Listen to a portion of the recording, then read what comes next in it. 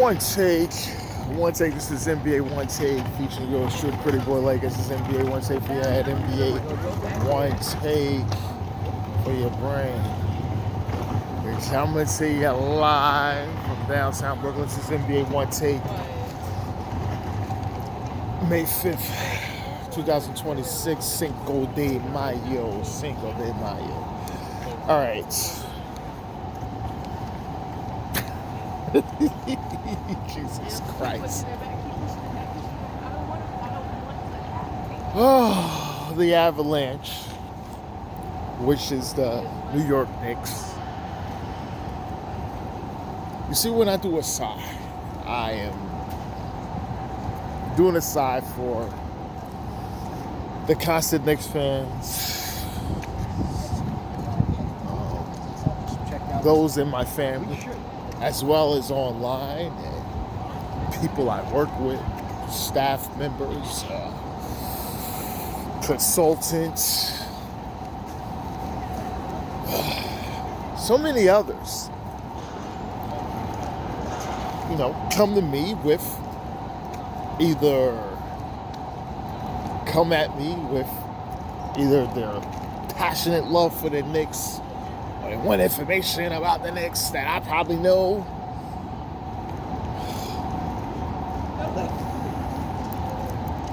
But this is just a lot of Knick adulation, right?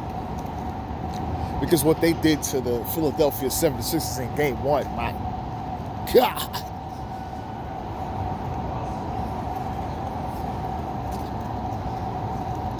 The Knicks beat their ass. I'm not going to say smash. They beat their ass. And they got their ass whipped. Now, Philly, it'd be about 40. Yes, that type of beatdown. Now, Philly, coming off of a very impressive Game 7 victory against the Boston Celtics. Jamahl Mosley grinding it out in pain. And I'm seeing it. I'm like, yeah.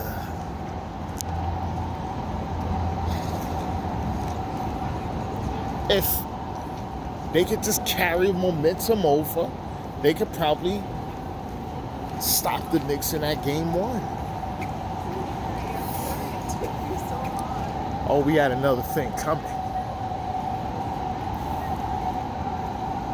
Somebody told me Jalen Brunson averages 38 against them, and in all the games they've played in the playoffs.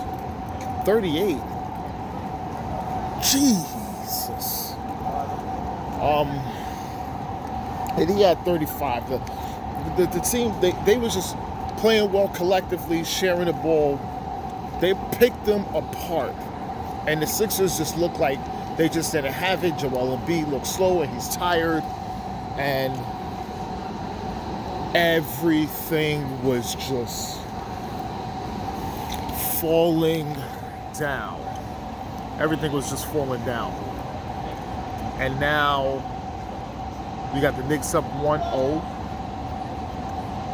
Post-game, Jalen Brunson don't seem satisfied at all. He doesn't seem satisfied in this win. He don't seem satisfied. This is something that he got done, and it was, we expected to do this, and we're going to come in Game 2, try to replicate what we've done. The little few mistakes that we made, we're going to try not to make it, and know that they're going to make an adjustment, so we're going to counter that. That's what Jalen Brunson said, basically. And I was telling people, I said, you rather play the Celtics than the Sixers, because the Celtics will rely on hot shooting to try to beat you, because they won't be able to do anything else that you guys could do. But the Sixers have various ways of playing which can stump you. Now, don't get me wrong, the Sixers could win game 2, tie 1-1, and then everybody's tune is going to change. But the way they won, it's not convincing to me. I still feel the Sixers have a shot. I did say that the Knicks will win in 7 games. You know, I'm saying the Knicks is going to win in 7 games. The way they've been playing. But I'm telling you, man, games like this, it doesn't replicate. But the one thing they were talking about is the last game against the Hawks. What they did to the Hawks is almost what they did to the Sixers. It's crazy. It's crazy. Tyrese Maxey got to play well. DJ Escombe got to play well. They just didn't look like they had it in them to beat the Knicks.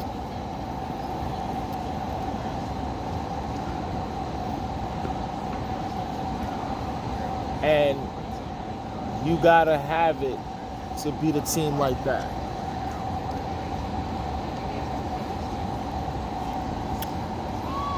All right. The next game. Antman is back. My man is back. Antman is back. Anthony Edwards is back. We was hearing reports that he might come. We just didn't know. But it all but confirmed that Antman was coming back, and he came back, you know, off the bench, scoring 18 points. Made some key mistakes in this game. This game was a tightly contested game. I'm telling you, the Spurs were really playing well, but it just felt a little tight for the Spurs, you know, because you did beat the Portland Trailblazers, but this is not Portland, and this is the Minnesota Timberwolves. They have so much depth at different positions, and Antman is just him being back, not itself, but him able to do other things and be a really, really skilled on-ball player. Because I'm seeing, like, in third and fourth quarter, he's making plays, high screen and rolls, and they're scrambling. They're scrambling. And it showed.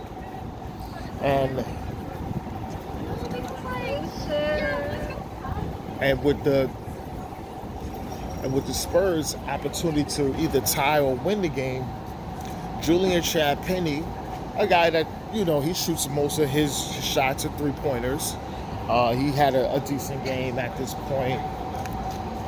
No one else really relatively had a good game. Stephon Castle did foul out.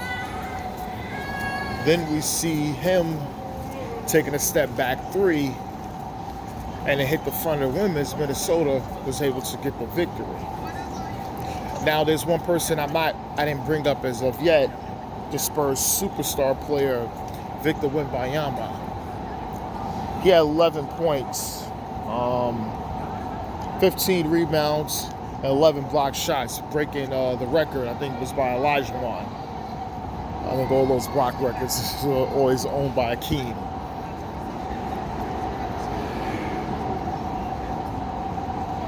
He was struggling, and he shot a lot of three-pointers. Now, people are saying, oh, he should not have been shooting and things like that. There's a reason, possibly, why at times he was shooting and trying, and somewhat on offense, avoid going to the paint. Rudy Gobert was putting a lot of body, elbows, everything into him. Now, this is his freshman comrade, knew each other for a long time. But Rudy was getting physical a little bit with him. And Victor, for the most part, for his career, he knows that people get physical with him. He takes it, but I think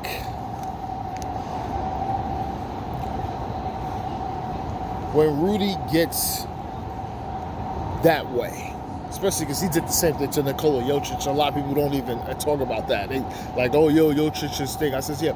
I said, there's a reason why Jokic was throwing all these floaters and things like that, trying to make quicker shots instead of trying to go attack Gobert. Not knowing about blocking his shot, but also taking an elbow shot, being boxed out, pushed around, things like that.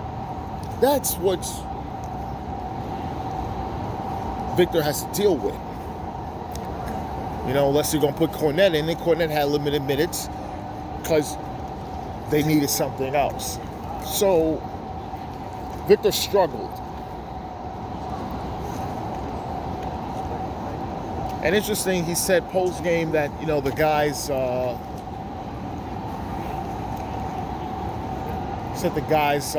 need to be better offensively.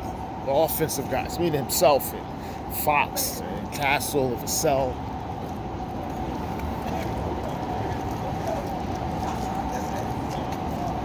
But the Timberwolves didn't play a great game either. And that's something to say. They didn't play a great game. As a team, no. They was able to hold off on you and win that game. Now, you're down 1-0 at home. Got to win game 2. I know what people are saying. The Timberwolves experience. They've been to the back-to-back conference finals. Yeah, that's great. That's great. Experience, yes, experience do help. Not all that tremendously. I think in-game adjustments and things like that. Every situation is different. It's not like you're playing against the same person. It's not boxing. Now,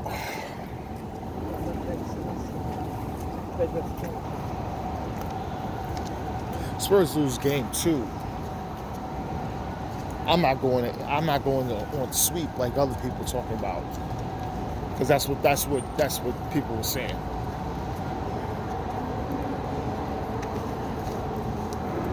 But you're not losing. Listen, you go down 2 to them. They're closing you out in 5. Trust me and believe it will be closed out, because Antman is a closer. Antman Anthony Edwards is a closer.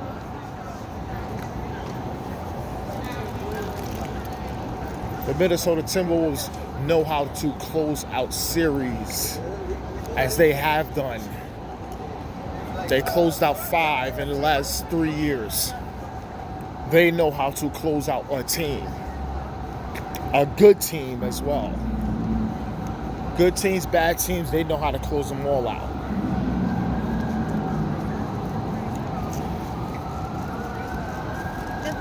That's what they're facing. Is it a panic button? No. But man, you really need to understand that the Minnesota Timberwolves did not play a good game. I was able to escape.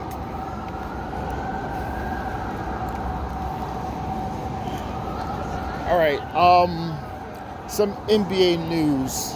Massai Ujiri will be the new general manager of basketball operations for the Dallas Mavericks. We've known Massai has been with the Denver Nuggets. He helped build them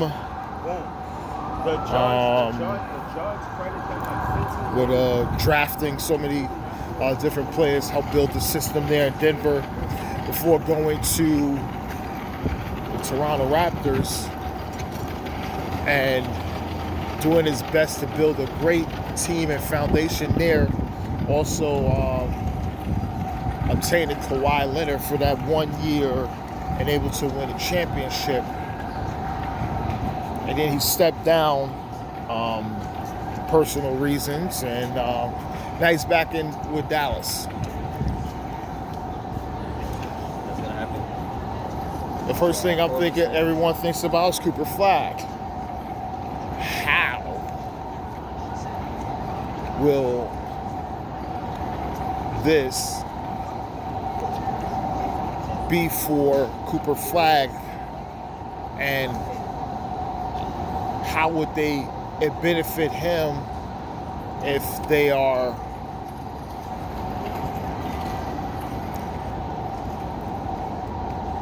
going to build and do things for one Cooper Flag?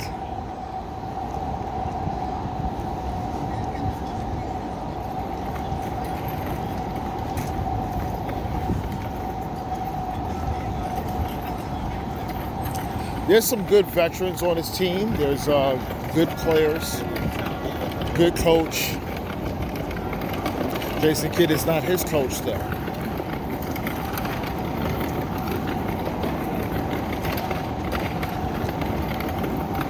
Gotta understand that. It's not his. So, we need improvement.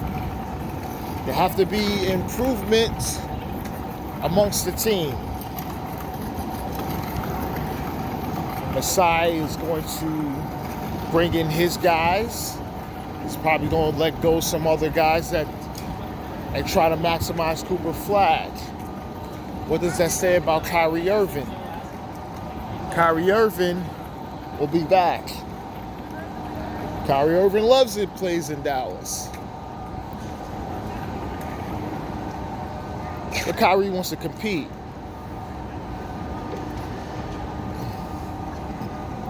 And that's not happening quickly there, because Masai has to do an analysis on what he has. He's just not going to try to big trade and move things in there. Things got to work out organically. And knowing what type of player Kyrie Irving is, no, I don't think it's going to work. Kyrie Irving most likely will be moved, possibly this summer, if there's interest. If not, they'll prep them for the first half of the season, God willing, his health, and then make a move.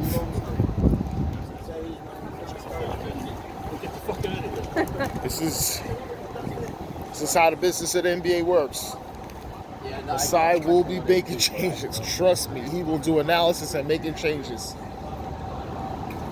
Because inheriting other players, other people that, unless it's some superstar player that you can build around, a generational talent, only on 1 year, something that he know in his heart, if he had that number 1 pick, he would have took Cooper Flag undisputedly. Yes. He could always have that mindset that Cooper Flag is his guy. But everyone else is expendable. Those are Nico Harrison's guys that was built around for Luka Doncic, not Cooper Flag. And that's going to be his mindset. So you have to understand there will be changes there in Dallas.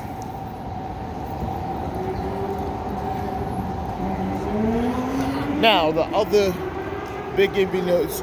Listen, yesterday I said that Jamahl Mosley most likely is going to be fired, and my confirmation was that they fired him on schedule.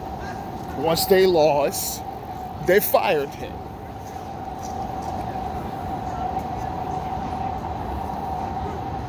It's sad. It's sad to see a good coach lose his job. A good coach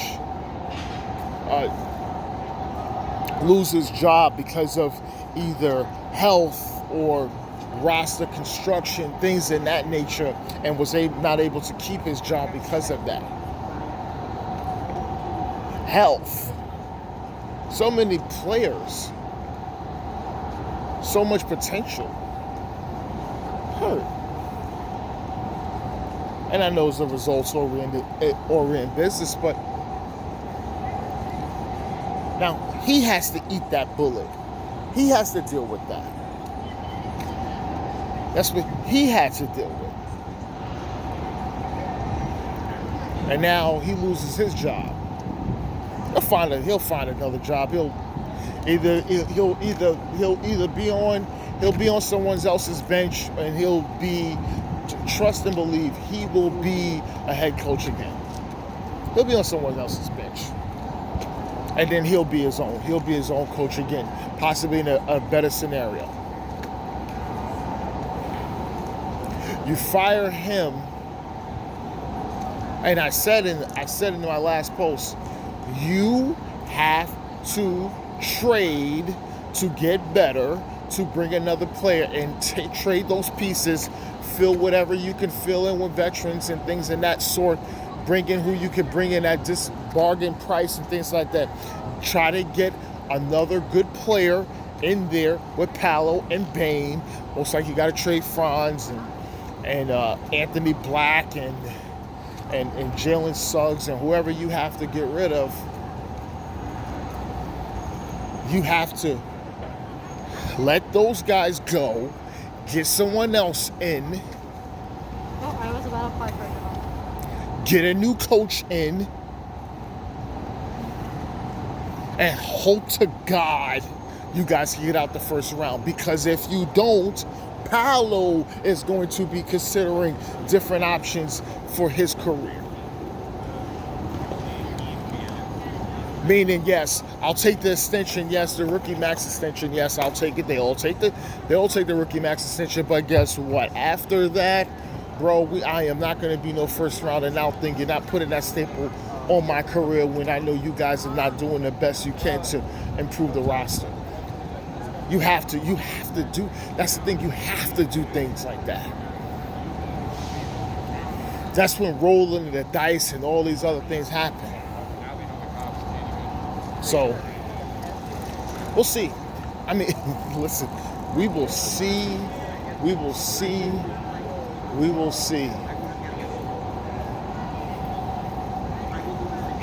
Because